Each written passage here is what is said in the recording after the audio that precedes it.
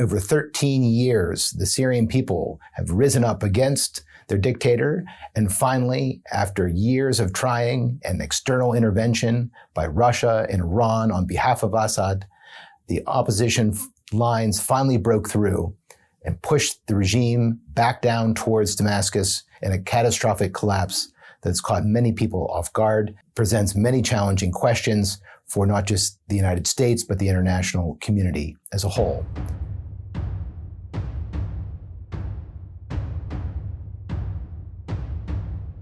My name is Andrew Tabler. I'm the Martin J. Gross Senior Fellow at the Washington Institute for Near East Policy and a former Director for Syria on the National Security Council and a Senior Advisor to the Special Representative for Syria at the U.S. Department of State. There were a few reasons for his catastrophic fall. The first was, of course, Assad himself.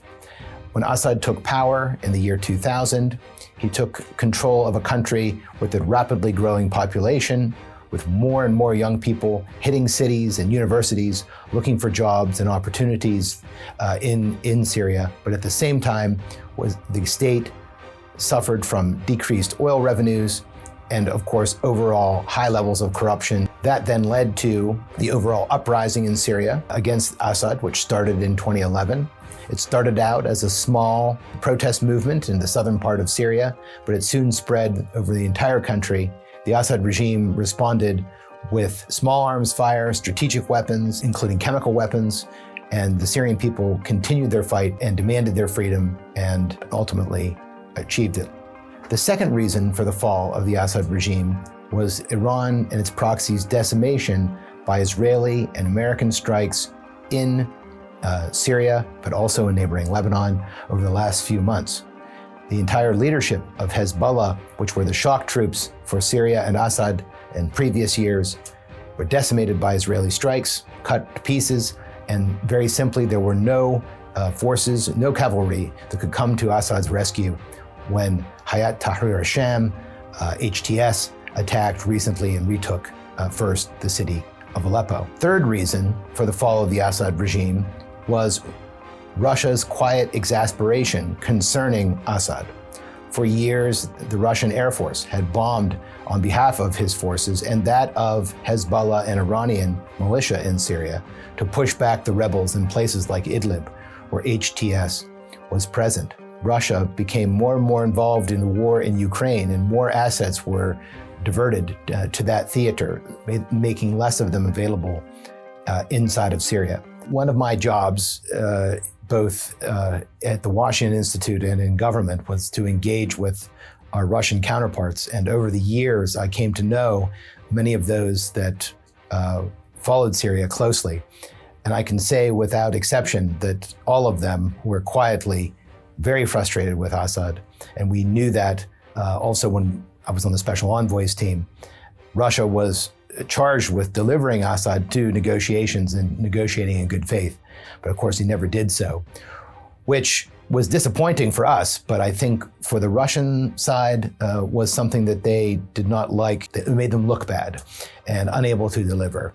And over a course of years, I think the frustration grew. He quite literally stood on the backs of other people fighting for him, Iranians and Russians, and demanded maximalist gains, including retaking all of his territory. He was very, very far away from doing that, and the Russians, I think, just got sick and tired of bailing him out. So the Assad regime has survived the last number of years through the production of Captagon, an amphetamine product that had been developed and proliferated throughout the war, first for soldiers and then for others. It's been flooding the Arab countries across the Jordanian frontier and others down into the Arab Gulf, where it's become a party drug and highly addictive and of big concern to Arab Gulf countries and countries throughout the world. The networks that run Captagon are also interlinked with other criminal networks moving drugs, not only in the Middle East, but in Europe and in North America. Before us now, we have a challenge in Syria in that we need a responsible government in Damascus that can improve governance itself throughout the country as it recovers from over half a century of brutal dictatorship. The mechanism for achieving that transition is United Nations Security Council Resolution 2254.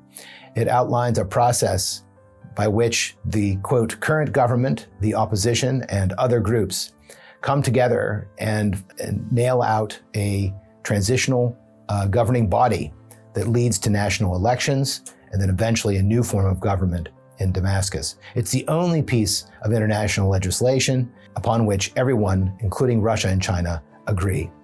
It's a good starting point for what's likely to be a topsy-turvy and difficult transition in Syria as the rest of the world watches to see what Hayat Tahrir al-Sham has in mind for Syria, the degree to which they will share power with the other opposition groups, and if they're able to do what no other group in Syria has been able to do until now, and that is to bring together the horribly divided opposition factions into one process that leads to a coherent government.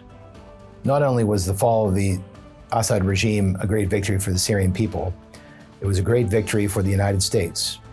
The Assad regime, once a Soviet satellite state and then the Islamic Republic of Iran's largest ally, was a thorn in the side of America and the region, working against American interests throughout all the countries with which we at the Washington Institute deal.